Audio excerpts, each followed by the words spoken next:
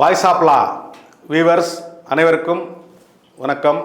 நம்ம சேனலில் சட்டம் பற்றிய பல்வேறு தகவல்களை தொடர்ந்து பார்த்துட்ருக்கோம்.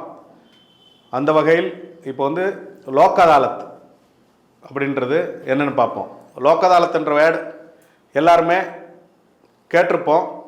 அது என்ன, எந்த மாதிரி செயல்படுது அப்படின்றத பார்ப்போம். இந்த லோக் அதாலத்ன்ற வார்த்தைக்கு தமிழில் மக்கள் நீதிமன்றம் அப்படின்னு அர்த்தம்.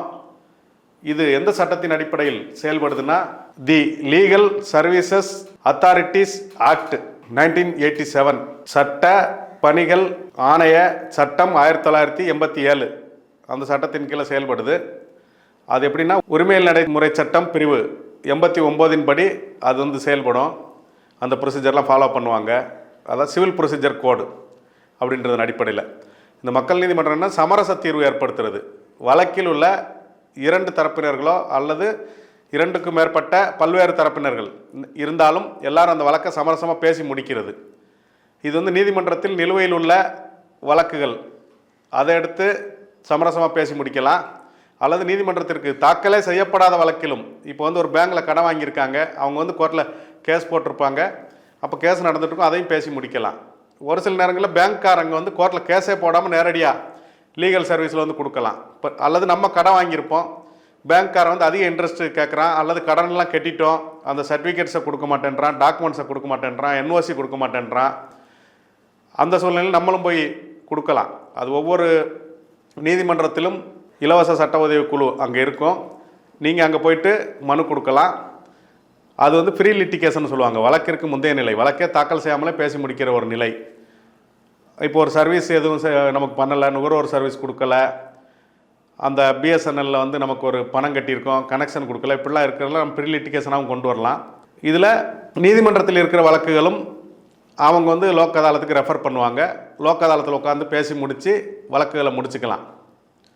அப்போ என்னென்னா, பல வருடங்கள் கோர்ட்லன்னா சாட்சி ஏற்றி விசாரித்து வக்கீல் வாதம் பண்ணி ஆர்குமெண்ட்ஸ் எல்லாம் பண்ணி டாக்குமெண்ட்ஸ் எல்லாம் மார்க் பண்ணி பண்ணுறோம். அதுக்கப்புறம் நீதிபதி ஒரு தீர்ப்பை சொல்கிறாரு. அது ஒரு தரப்பினருக்கு சாதகமாக இருக்கும், இன்னொரு தரப்பினருக்கு பாதகமாக இருக்கலாம்.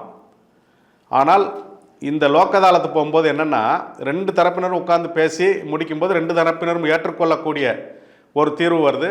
அதனால் இதில் வழக்கில் ஒரு பக்கம் வெற்றி ஒரு பக்கம் தோல்வி அப்படின்றது யாருக்கும் கிடையாது. ரெண்டு பேருமே சந்தோஷமாக போயிடுவாங்க, ரெண்டு பேருமே சமரசமாக போயிடுவாங்க. வழக்கிற்கு பின்னாடி கூட முந்தைய நிலை, இதுக்கு முன்னாடி ஃப்ரெண்ட்ஸாக இருந்திருப்பாங்க, மீண்டும் நண்பர்களாகிடலாம். ஆனால் நீதிமன்றத்தில் கேஸ் நடத்தி ஜெயிச்சா தோத்தா திரும்பவும் அவங்க எதிரிகளாகவே இருப்பாங்க. அந்த சூழ்நிலை இதில் தவிர்க்கப்படுது. இன்னொரு முக்கியமான விஷயம் என்னென்னா, நீதிமன்றத்தில் கேஸ் நடத்தும்போது கோர்ட் ஃபீஸ் கட்டியிருப்போம், மவுண்ட்டுன்னு சொல்லுவோம், அமௌண்ட் அப்படின்றது. இதில் அந்த நீதிமன்ற கட்டணம், கோர்ட் ஃபீஸ்னு சொல்கிற நீதிமன்ற கட்டணம் கிடையாது ப்ரீ லிட்டிகேஷன்னா. அல்லது வழக்கு நடந்துருக்கும் நிலுவையில் அந்த வழக்கு எடுத்து முடிச்சிருந்தா உங்களோட நீதிமன்ற கட்டணம் திரும்ப கொடுத்துருவாங்க, நீங்கள் திரும்ப பெற்றுக்கொள்ளலாம் கோர்ட்டில் கட்டின ஃபீஸை. அது போகணுன்னு இதில் மேல்முறையீடு கிடையாது, நோ அப்பீல்.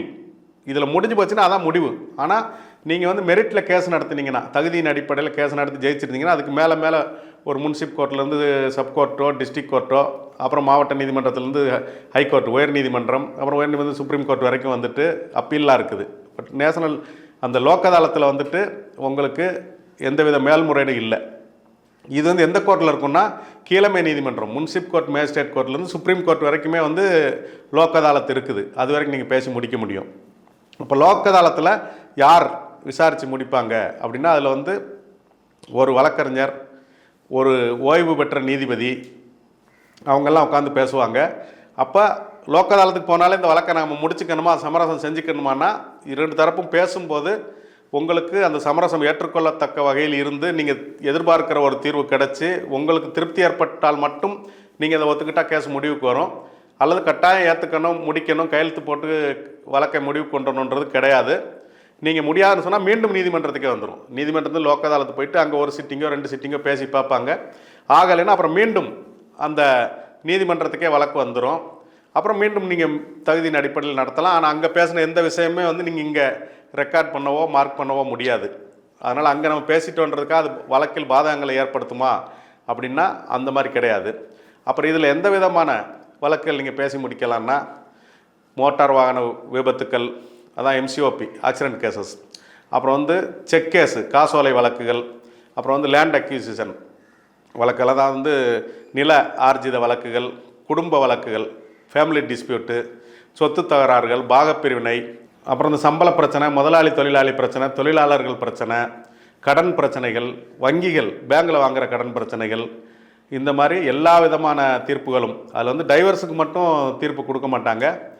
அதுபோல் கிரிமினல் வழக்குகள், அதுவும் கிரிமினல் கேஸும் வந்துட்டு அடிதடி, இந்த சின்ன சின்ன தகராறுகள் எப்படின்னா காம்பவுண்டபுள், நான் காம்பவுண்டபுள்னு சொல்லுவாங்க. சமரசம் செய்யும் குற்றம், சமரசம் செய்ய முடியாத குற்றம் அப்படின்னு சொல்லுவாங்க. சமரசம் செய்ய முடியாத குற்றம் அப்படின்றத வந்து நம்ம இங்கே முடிக்க முடியாது, நான் காம்பவுண்டபுள் அஃபென்ஸை. பட் காம்பவுண்டபுள் அஃபென்ஸ்னு சொல்லி சிறு சிறு குற்றங்கள், அடிதடி, சிறு காயங்கள், அந்த திட்டினாங்க, அப்புறம் டெஃபமேஷன், மான நஷ்டம், இந்த மாதிரி வழக்குகள்லாம் இருக்கு இல்லையா, அதெல்லாம் வந்துட்டு இங்கே வந்து நம்ம பேசி முடிக்க முடியும். இது வந்து எளிய முறையில் சமாதானமாக பேசி முடிப்பது, சிம்பிளாக கேஸ் முடிஞ்சிடும். இதுக்கு வந்து முடித்ததுக்கப்புறம் அவார்டுன்னு ஒன்று கொடுப்பாங்க. அவார்டுன்னு ஒன்று ரெடி பண்ணி அதில் வந்து சம்மந்தப்பட்ட லோக் அதாலத்தை நடத்துகிற ஓய்வு பெற்ற நீதிபதி, அதில் உள்ள மெம்பர்கள் எல்லாம் கையெழுத்து போடுவாங்க, அந்த வக்கீல் அவங்கெல்லாம். அப்புறம் இரு தரப்பினரும் கையெழுத்து போடணும். அந்த இரு தரப்பினரோட வழக்கறிஞர்கள் கையெழுத்து போட்டு ஒரு அவார்டு கொடுப்பாங்க. இது வந்து ஒரு நீதிமன்றத்தில் பிறப்பிக்கப்படும் தீர்ப்பாணைக்கு சமமானது. டிகிரின்னு சொல்லுவோம், சிவில் கோர்ட்டில் டிகிரின்னு சொல்கிறோம் இல்லையா, அந்த டிகிரிக்கு சமமானது இது. இது வந்து நீதிமன்ற தீர்ப்பு மாதிரி வேலிடு தான். அதோட பவர் வந்து ஈக்குவல் வேல்யூ ஃபார் டிகிரி தான். இது வந்து நடத்துகிறது வந்து தேசிய சட்டப்பணிகள் ஆணையம், நேஷனல் லீகல் சர்வீசஸ் அத்தாரிட்டி அப்படின்றவங்க தான் நடத்துகிறாங்க. இது வந்து ஒரே நாளில் வந்து இந்தியா முழுமைக்கும் நடக்கும். ஆல் இண்டியா லோக் அதாலத் அப்படின்னு சொல்லுவாங்க. அப்புறம் மாநில லெவல் நடக்கும், state level Lok Adalat, national Lok Adalat தான் அந்த ஆல் இண்டியா லெவலில் நடக்கிறது. ஒரே நாளில் ஒரு லீவு நாளைக்கு, சனி ஞாயிறு அந்த மாதிரி ஒரு டேட்டில் வந்துட்டு அவங்க வந்து பண்ணுறாங்க, ஒர்க்கிங் டேலையும் பண்ணுறாங்க. அப்புறம் மாநில அளவில் ஒரே நாளில் ஒரு மாநிலம் முழுமைக்கும் நடக்கும். அப்புறம் ஒரு மாவட்ட அளவில் கூட நடக்கும். ஒரே நாளில் வந்து நாங்கள் வந்து பலாயிரம் வழக்குகளுக்கு தீர்வு கண்டுபிடிச்சிருக்கோம். அந்த ஆக்சிடென்ட் கிளைமு, செக் கேஸு, அந்த காம்பன்சேஷன், அந்த லேண்ட் அக்யூசிஷனில் காம்பன்சேஷன், இப்படி வந்து இவ்வளோ வழக்குகளுக்கு தீர்வு, இவ்வளோ வழக்குகளில் இவ்வளோ பணம் மக்களுக்கு செட்டில் செய்யப்பட்டிருக்குது. அந்த மாதிரிலாம் வந்து நம்ம செய்திகளில் அடிக்கடி பார்க்க முடியும். அதோட நோக்கம் வந்து இதுதான். இது வந்து வந்து குஜராத் மாநிலத்தில் தான் அந்த லோக் அதாலத் ஆரம்பித்து வைக்கப்பட்டது. அப்புறம் வந்து என்னென்னா, நம்ம பார்க்கும்போது இந்த சிவில் வழக்கு அதெல்லாம் வரும்போது அந்த எக்ஸ்பார்ட்டி கிவன் அப், அதாவது ஒரு தலைப்பட்ச தீர்ப்பானை, இந்த மாதிரிலாம் வந்து யாராவது வழக்கு நடந்துட்டு இருக்கும்போது விடுபட்டு இருந்தால் அவங்கள விட்டுட்டு நம்ம வந்து கேஸ் நடத்தினா நாளைக்கு வந்து அது பாதகமாகலாம். அவார்டு வாங்கியிருந்தாலும் அது நாளைக்கு வந்து செட்டசைடு தி எக்ஸ்பார்ட்டி, அப்பீல், அந்த மாதிரிலாம் போகும். அப்போ வந்து நம்ம வழக்கை வந்து நல்லா கவனிக்கணும். அனைத்து தரப்பினரும் ஆஜராக இருக்கணும், அனைத்து தரப்பினருக்கும் உள்ளே கொண்டு வரணும். எக்ஸ்பார்ட்டியாக இருந்தால் செட்டசைட் பண்ணி அவங்கள உள்ளே கொண்டு வந்து நம்ம பண்ணுறது நல்லது. அது மாதிரி டெத்து, ஒருத்தர் இறந்துருக்காரு, வாரிசுகள்லாம் சேர்க்காமல் ஒரு குறிப்பிட்ட வாரிசுகளை மட்டும் சேர்த்துட்டு அல்லது எந்த வாரிசையும் சேர்க்காமல் இந்த மாதிரிலாம் கவனிக்காமல் நம்ம தப்பு பண்ணால் அது வந்து நாளைக்கு அது சட்ட சிக்கல் வரதான் செய்யும். இதெல்லாம் வந்து நல்ல வகையில் கவனித்து, ஒருத்தர் இறந்துருந்தால் நம்ம சொல்லுவோம் எல்லார் பெட்டிஷனுமோ, வாரிசுகளை சேர்க்கறது, லீகல் ரெப்ரசன்டேட்டிவ் அவங்கள வந்து வழக்கில் சேர்க்கறது, அதெல்லாம் சேர்க்கணும், வாரிசு சேர்க்கறது, இப்படிலாம் பண்ணி அதுக்கப்புறம் நம்ம அந்த வழக்கை லோக் அதாலத்தில் முடிக்கிறது நல்லது. இது போன்று பல்வேறு செய்திகளை தொடர்ந்து பார்ப்போம். நம்மோட சேனலோடு இணைந்திருங்கள். நன்றி, வணக்கம்.